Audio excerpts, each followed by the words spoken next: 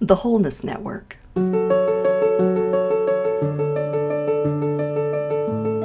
Awaken to the reality of wholeness.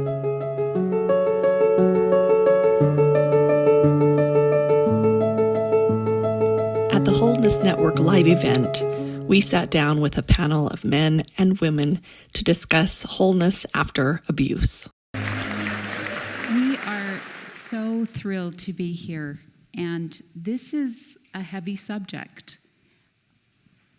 Overcoming abuse and domestic violence and finding wholeness in it, through it, from it. And the most amazing thing, we are so honored to be here with 5 wonderful panelists who have all experienced abuse in some form. And abuse is a pretty strong buzzword. We don't always have the same definition of it. It can be defined in so many ways. And we don't want to spend a lot of time lowering the frequency in the room by talking too much about it. We'd like to talk more about what these wonderful people have done to achieve wholeness despite it. As a quick definition, think about all of the components that come together to create a whole and help us to feel wholeness: spiritual wholeness, financial wholeness, physical wholeness, mental wholeness, emotional wholeness. All of those together, and probably many more things, create wholeness in us. Abuse fragments us, and all of those same components can take on an abusive element: spiritual abuse, sexual abuse, emotional abuse, physical abuse, bullying, financial abuse, and spiritual abuse. So for our purposes today, and we would love to hear from the panel their feelings as well, abuse is anything that takes us away from the power of choice and creates fear in us. And with that in mind, we have thought that perhaps it might be helpful to say that there are 3 ways that people move towards wholeness when recovering from abuse and domestic violence. First, we have to create awareness, and then acceptance, and then sometimes action, whether that action is stepping back and being still or moving forward in a different way. And so maybe we can start with you, Elaine. How did you come to a place where you finally became aware? And what would you say to this group to help them become aware of the signs of abuse? I experienced abuse for the first time when I was 19. I had just been married. I was very young and found myself about 3 months into my relationship where physical abuse became part of our sometimes weekly interaction. And I had grown up without male role model in the home, and so I had never seen or even experienced or even had any awareness. And I think the first time I experienced it, I was just in shock. I was so taken aback by I had never had anybody even come at me with anger or violence. I had a very loving mother and family. And so just the shock, and then fear, and then bewilderment about what to do about it. That was my first experience. And so for the panel, what other kinds of awareness did you cultivate to become whole as a result of how did you become whole as a result of your awareness? What kinds of things happened? For example, Sam or Alea. Katie Jo, what did we do to become whole? Mm-hmm. And what about, how did you first become aware? I first became aware when I realized that I was facing death. and that I had surrendered to dying. And there was a voice inside of me that said, no, you will not die.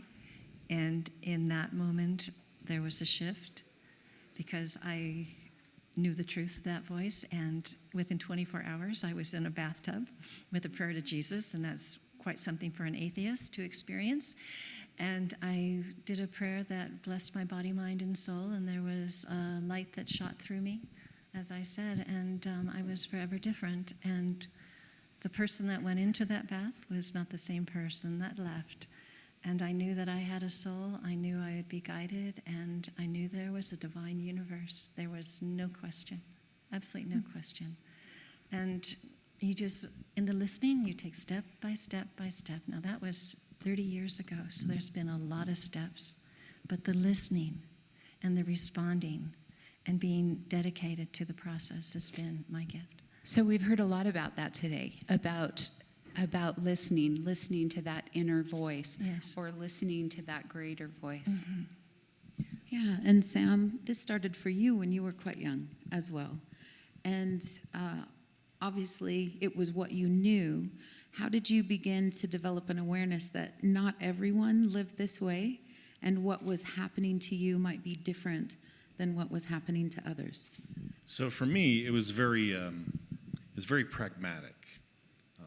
My family was miserable, and I learned early that if I can learn from people who aren't miserable, then maybe I can be happier, right? So my awareness was impacted by human beings that helped me learn. And one of the things they taught me that was really valuable was to change my paradigm in perspective, to look at things differently. So one might go through trauma and say, this is just absolutely catastrophic and terrible. But you also can say, well, how can this trauma be the best thing that ever happened to me? What can I learn from this trauma? And how can I be a better person because of this trauma? And those individuals, those key individuals, really helped transform my life. But it really started with my own, really just, to be honest, I just was like angry and full of tenacity and just like, I was like against everyone. Like I was just so pissed off about the way that what I was going through. I just had an edge to me that was just different, and I sought for an answer outside of my environment. And this was, I guess, different. Most kids, when you're little, the way you when trauma hits you, it's just all about, it's your fault, right? Your brain's not developed. You don't have the ability to have cognition that says, these adults around me are wackadoo, right? But what you think, because your brain's not developed, your emotions, and you're just beginning this mortal existence, you're like, well, it must be me. It's my fault. It's my, there's something wrong with me. And the byproduct of that oftentimes is really low self-esteem, low opinion of yourself, and then you become like, you think you're a deplorable, right? And so getting past that's hard. And it was hard for me. I mean, it's still hard. As an old man, like it's still hard to get past, well, I'm a wretched piece of crap, right? So it's just, to me, it's a process. But once I ignited my own desire, once I understood that I had choice, I started reaching out to people who were different, who had different perspectives, and they pulled me along, and it shifted and helped me. Beautiful, beautiful. How were each of you able to overcome fear enough to have the courage to do it, to do something about what was going on? I think that the panel has touched on that, particularly Sam, but also Elaine and Aaliyah. It's choice. And there has to be something inside of you. And I think when we also talk about awareness, in my own experience, I remember when the abuse became physical, that I finally was like, in a way, grateful, because it was like, finally, it's so clear. Because what we forget too is that there's quite a long process of grooming and breaking down. And from the outside, often we look at people who are in abusive situations and say, how could you be there? Obviously, this last straw for you, how is this not your last straw? My last straw would have been, 2 hay bales back there. But you don't realize that when you're in the middle of something as audacious as it is when you're outside of it. When you're inside of it, it doesn't feel audacious. And there's so much gaslighting going on, and there's so much confusion going on. And even in media, what is love and what is shown as love in movies and on TV shows is actually quite abusive.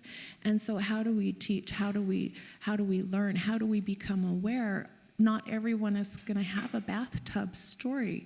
Some of us just have to say, I have this deep unease inside of me, and I have this angst to resolve it. And I feel like it's small steps, but we begin to say, this is the place I want to go. This is the way I want to feel. What is the step today to feel that, to get towards that? And I feel like sometimes it's the small things. In fact, I think it's always the small things.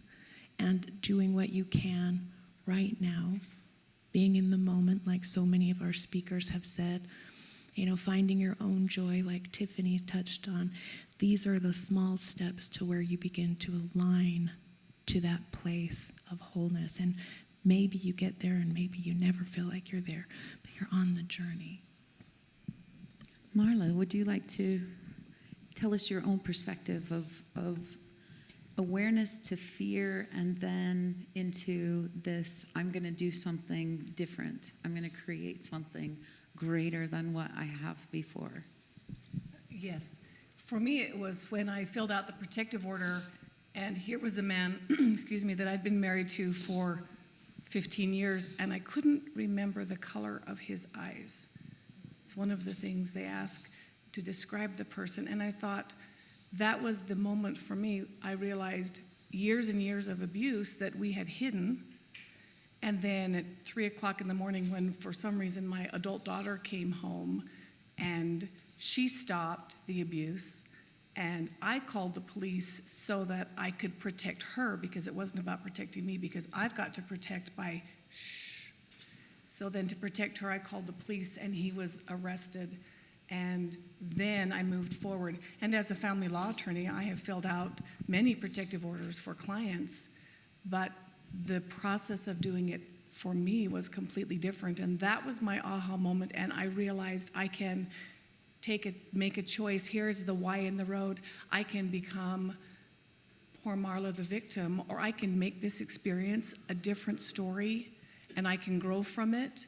I can have the empathy that I now need to really understand from the client's perspective, but then I can also use this to either ruin my relationship or build a different level of relationship.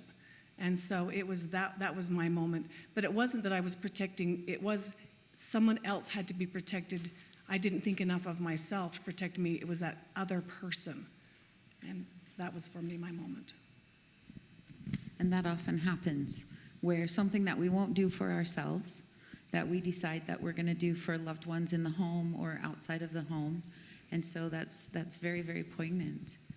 So tell us, panel, we would love to know too. You developed this awareness, you started moving forward, but there had to be a turning point, a pivotal time when you actually took action, when you said enough for me, and you decided that you were going to act on that. And what were those turning points, and where did you go with this? I can speak to that. My experience was somewhat perhaps like Marla, where I was trying to rescue and save and fix this person that I believed was broken, and I was the hero. And that was the sort of hook that kept me in, and I was in for a very long time. But I had 2 children, and I was trying to protect them from the awareness of who their dad was. And once they started to become more aware, it coincided with me having nothing left to give to the situation, because I put on Oscar-worthy performances every day to everyone about how fantastic my life was, and we had a comfortable living, and no one knew. I didn't tell anyone. The only person that eventually knew was my mom.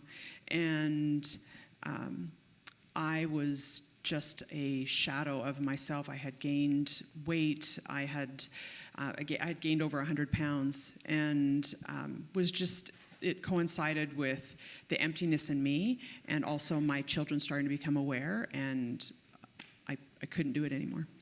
I couldn't do it anymore. So that's interesting, isn't it? Because that speaks to the idea. I've heard so many things that have got my mind going, that this is a process, that it doesn't happen all at once. It typically happens over time, sometimes all at once, but typically, and perhaps again and again. As Sam said, there are still days when you feel like you're a piece of crap. Yeah. You need to go shovel horse manure. You'd feel better. I do all the time. I shovel dog manure in my yard. To pick it up. No, I have a comment. So I wasn't my fear. I didn't deal with my fear protecting anyone else. I was just trying to survive, right? And fear can be defined as this uncertainty of the future, being afraid of some outcome, some terrible, catastrophic outcome. And for me, the outcomes were so bad in actuality. I'm like, what am I going to be like? I'm going to have pain either way.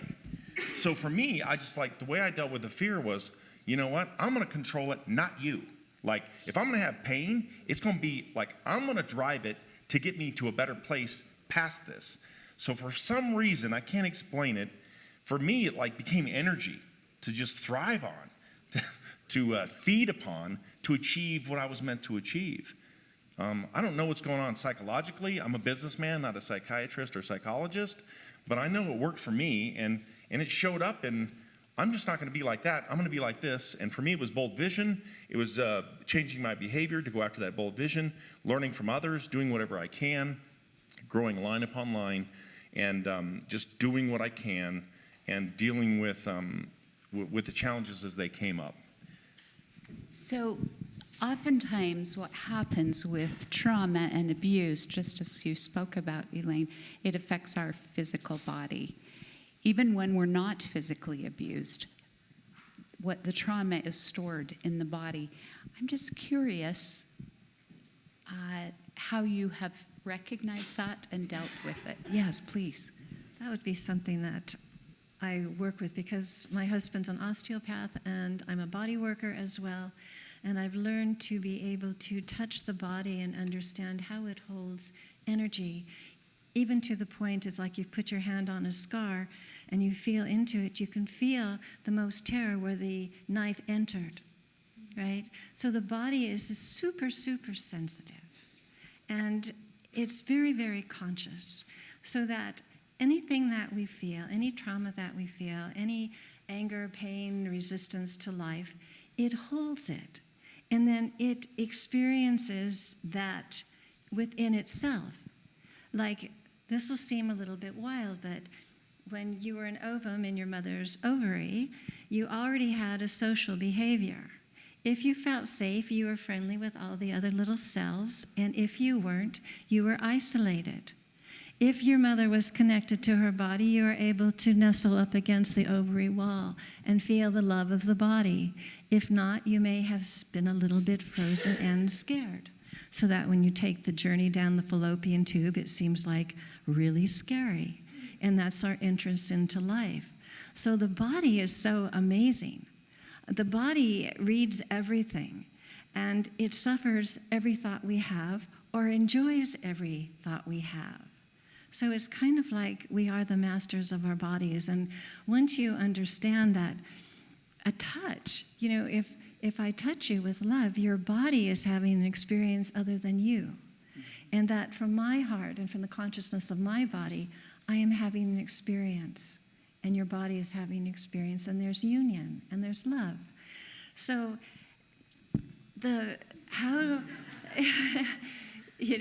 pure love. And this is why the body is like our mirror all the time. If we have disease, it's because we haven't been able to process that emotion, and it's trying to work it out and express. I'm in pain. I'm alone. I can't manage this.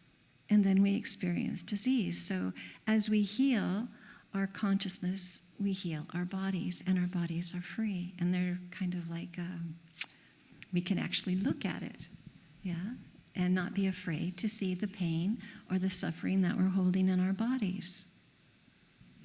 Beautiful. So I know when I've worked with clients who have struggled with abuse, sometimes they're not even willing to touch themselves in that way because any touch hasn't felt like love. And so it's awesome what you have said as a point to think, just as our last speaker talked about, as a point to think about self-nurturing, self-love as a way to take action to move towards wholeness.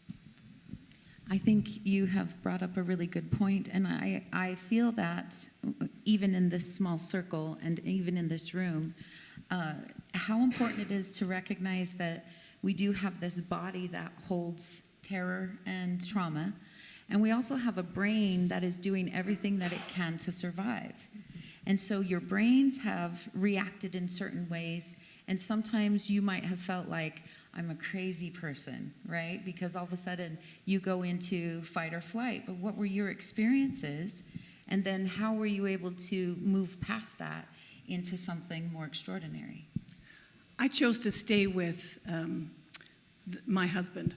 And I thought I had it all under control. And it was 4 years, but I was mad. I got mad. And then I was the biggest, worst person you could ever imagine to live with. I made his life miserable.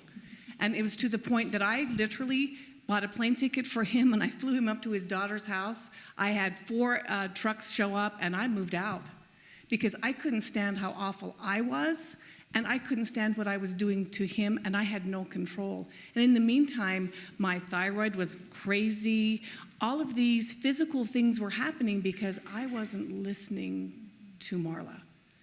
And once I removed myself, like physically removed myself from this wonderful place that I had lived, moved to a different town, and got out of that, then the dust could settle. Then I could really silence the world and listen, and then got to the better place. And for me, it was recognizing that the gift I was giving myself was, I'm going to forgive him. That doesn't mean at some point there may be a judgment. That's not up to me. I will give my gift, the gift of forgiving him, and then with gratitude I move forward.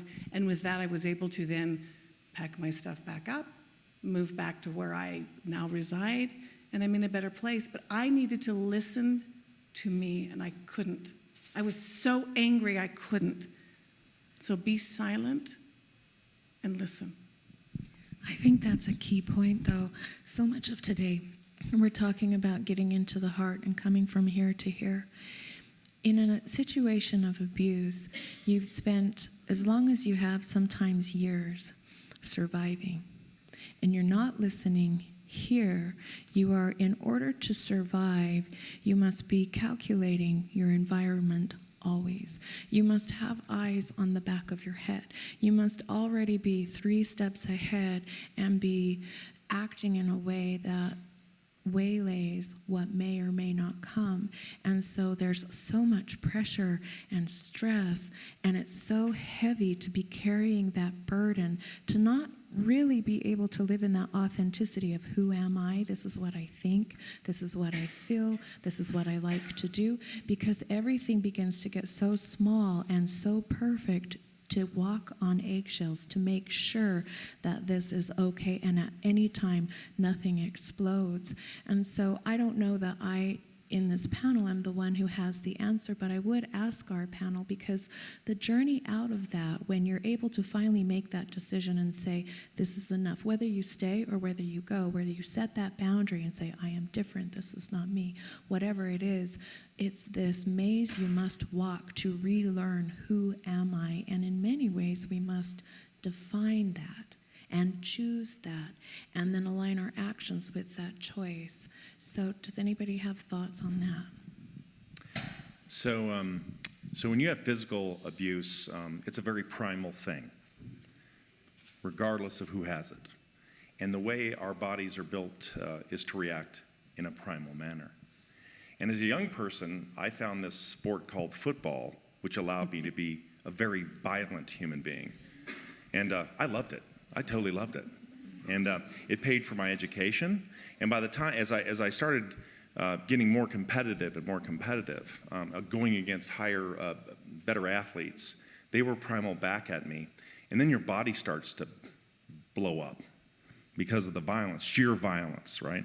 And I was forced, as I got older, the first process was, how do I control my primal rage and be, how do I be a good football player and be a good person? And the answer is no, you're just a good football player. And you're angry and you're primal to everybody and you don't give a damn, right? And then I'm like, oh, that's not healthy. So I'm like, okay, I have a switch. I'll just turn the switch on. And so when I put my football helmet on at football practice, boop, switch goes on, and I'm a psychopath, right? And then when practice is over, and like I'm fighting people, biting them, like using huge profanities, like it's just complete primalness, right? And then as soon as practice is over, take your helmet off, boop, switch goes off. And that seemed to like be fine and dandy. Turn the switch on, turn the switch off. And then I realized how freaked out that was. Like I had some physical injuries, some head injuries, and I'm like, oh no, this is wrong. Like this, you're messed up. What normal is not this. You're wackadoo. So I started getting clinical help. And then for years I had some psychological help, right? And then as I got older in my body, so I mountain biked, and then I was in powerlifting and CrossFit. Like I'd have these kind of crazy things that were a primal release. And then 2 years ago, I started getting boils all over my body, like crazy boils, like that would be infected. And I'm like, I had no idea what, and then I'm like, oh, so I'm seeing clinical people. I'm like, well, you're perfectly well adjusted psychologically. You know this, Louise. Like, oh, he's okay here. And then I had someone say, you may be okay here, but you're not okay here. Your body is now imploding on you. And what maybe saved you and helped you get an education, increased your awareness to understand how tripped out you were because of your childhood, now that is killing you. So you got to figure out how to deal with it. And I'm like, who? So now it's like, oh, you got to be grounded, you got to be in your skin, and and there's all these things you can do to rid this energy because you're, in nature, animals shake it off and they go on their merry way, but human beings, because of their high cognition, they don't shake it off. They carry it in their bodies, and I'm like, oh, I totally know what that means. I totally know what that feels like. I'm killing myself involuntarily, and it has nothing to do with choice, and that even made me more mad. That I'm carrying this crap and it had nothing to do with my cognition or my free will. It just is what it is. So you got to deal with it. So, fortunately, I'm dealing with it in a positive way. Right now, apparently. Yeah, right now. I'm living in the past. So I'll be quiet from now on, I Well, promise. I think that what I have found as I've sat and listened to so many profound speakers here today, and knowing a little bit about you, Elaine, and more about you, Sam, and even Marla, I listen to these stories and everything is energy. And so your insight, your speech was so profound, where we carry ancestral energy.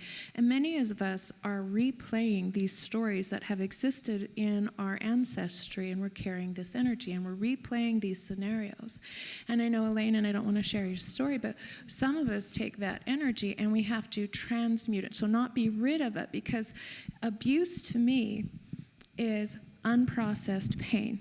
And it will self-abuse through the body, through self-talk, or it will project abuse out. And unprocessed pain will always manifest somehow.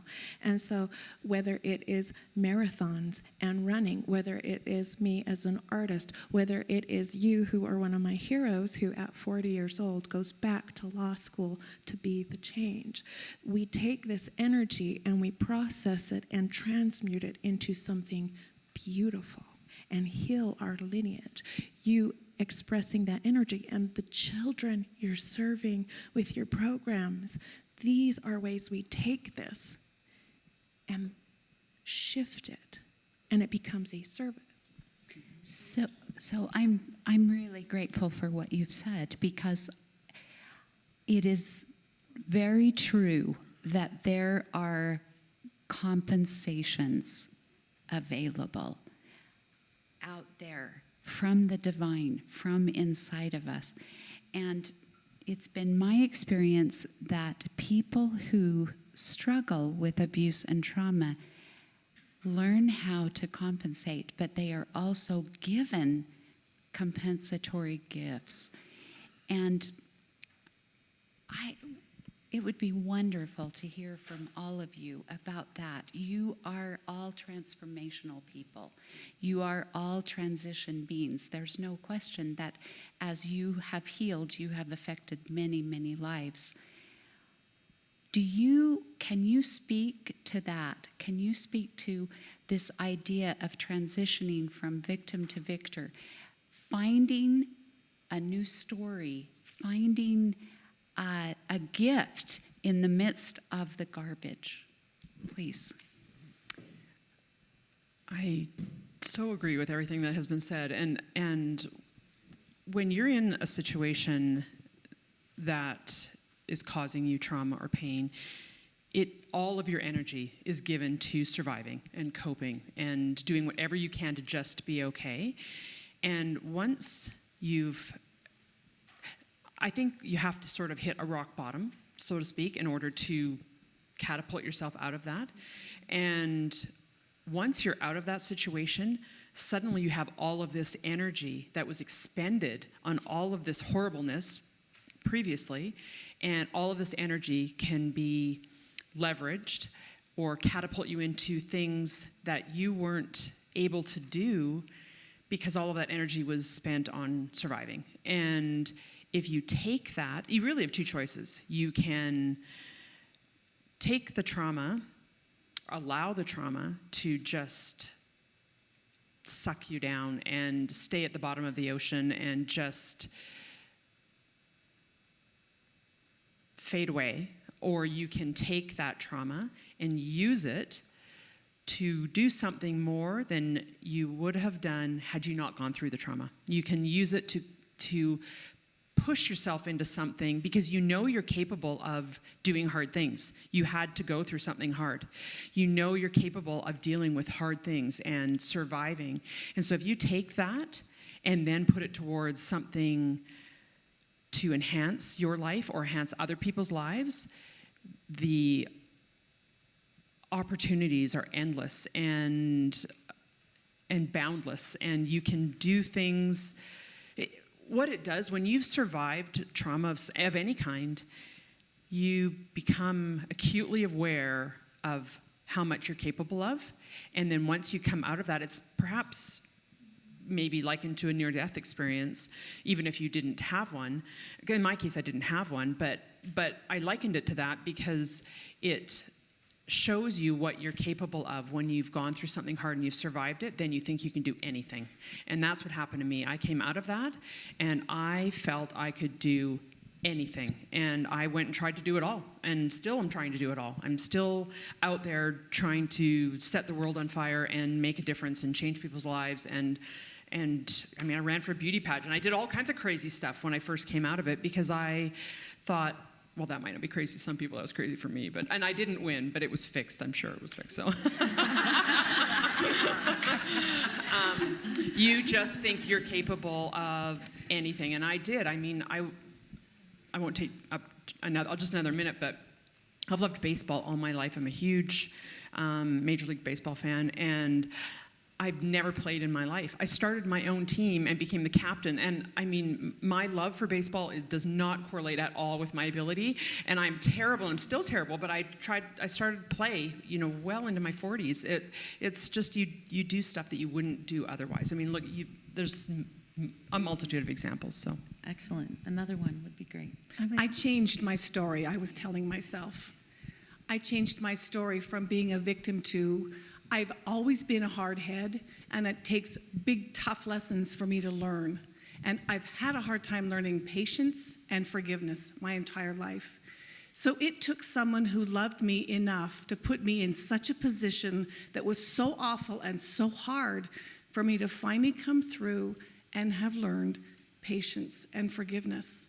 So I look at this with love for someone who cared enough about me to put me through this terrible experience to come out this better person. Whether it's true or not, for me, it's my story and it's my truth, and it's how it's helped me move forward. And there are still days that I still struggle a little with patience. I don't need any more testing. I'm just learning, and I'll get there. But I changed my story. I was going to say one thing, but I'll say another. For forgiveness, I know that forgiveness cannot come from our minds, that we want to forgive someone, but if it doesn't come from our heart, it won't happen. And when we're able to come into our hearts and we really follow the wisdom and the guidance of our heart and the perception, the view, it will always show us that behind all illusion there is always love. And that when we let go of that, we are able to come into acceptance. And when we really come into acceptance, that's when we really get free. That we take the unconscious, everything that we haven't accepted and looked at, and we look at it with love. I tell you, it's so powerful. And I keep asking myself, am I ever going to get tired of sitting down and saying, oh, Alea, I see your anger. I'm here, I see your anger. I accept your anger. I love you. And it disappears. And I live my life like this, constantly acknowledging, and opening, and seeing that we're all here on a journey, that we all want to be forgiven. We want to be seen.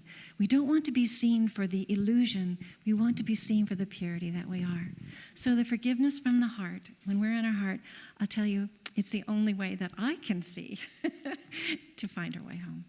Beautiful. And Kitty Jo, and then Sam, if you'll discuss with us the gifts that you have created from this, that rise from victim to victor, the shattering into wholeness. What was it for you?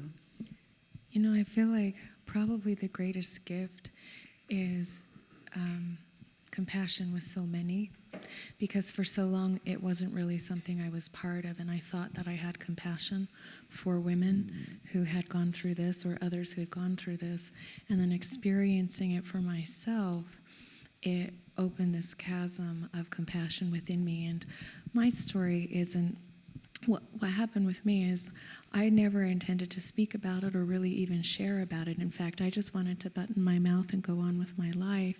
And I found as months and a year went by that things began to escalate to the point where I finally had to start trusting people and saying, this is what has happened, but this is what's continuing to happen. And I didn't want to be somebody who spoke to this. I didn't want to be somebody who admitted that I was ever in that situation, because I judged that situation. And now the self-acceptance, the compassion and empathy that I have for others, but also I feel like the willingness to speak to this issue and to bring light to this, that this is actually a normal thing, unfortunately, in our society. This is very normal, and because people aren't talking about it, those who are experiencing feel so alienated. So by bringing this out in a way of compassion and truth and love and forgiveness, then we're able to heal all of us without a place of blame and anger and victimhood, and it has to look like this. And when we talk about forgiveness, what has assisted me the most? Forgiveness is never, for me, is not saying that what occurred was okay. For me, forgiveness is letting go of the rope that binds us. And if a crocodile were to come in my house, I would put glass between us. I wouldn't say, I forgive you, come right in. So I would still have boundaries, but I would let go. I let go of that binds us and let you be you, but I no longer let it hold me. That's what forgiveness is to me. I'll try to make this very short and concise and follow the pattern of calmness. We didn't invite you here for that. I'm like JoJo, the Indian circus boy with his pretty new pet, like Tommy Boy. But so here's what my impression is to share with everyone. Everyone in this room and everyone on this planet, the 7.6 billion people, we all have one very, very strong thing in common. Everyone suffers, everyone has pain, everyone has disappointment, and everyone struggles. That is the truth. But not everyone takes that struggle, that pain, that suffering, and uses it to become better.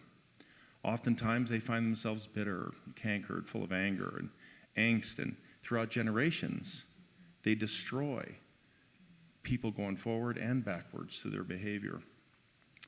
And many years ago, I had this awareness around the role of suffering and the gift, the great gift that suffering brings us.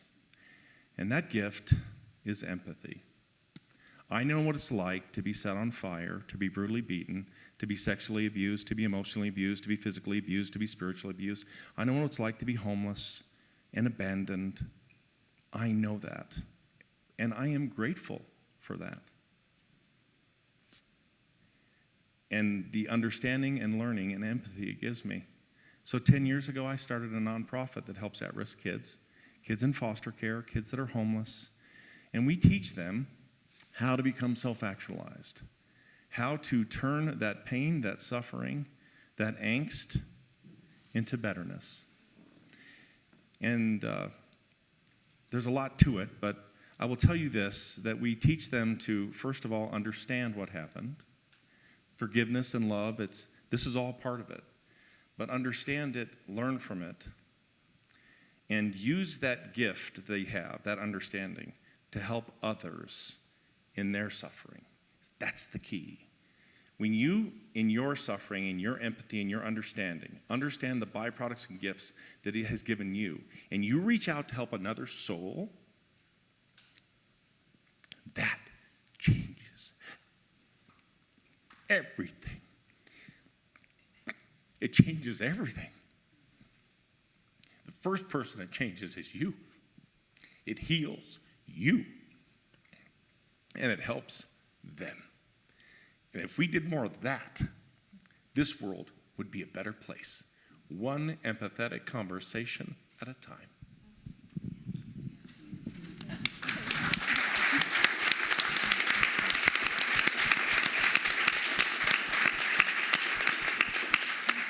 So as we finish up, we would like to thank this extraordinary panel for what you have brought to the table. The understanding of the shattering that happens when abuse takes place, the monumental things that can happen from generation to generation that are important for us to take a look at, make sure that we're not passing that on. And then in addition to that, I would love for you to see before you those who have risen, those who shattered the silence, those who took a stand and said, no more, not on my watch, not within me and not without me.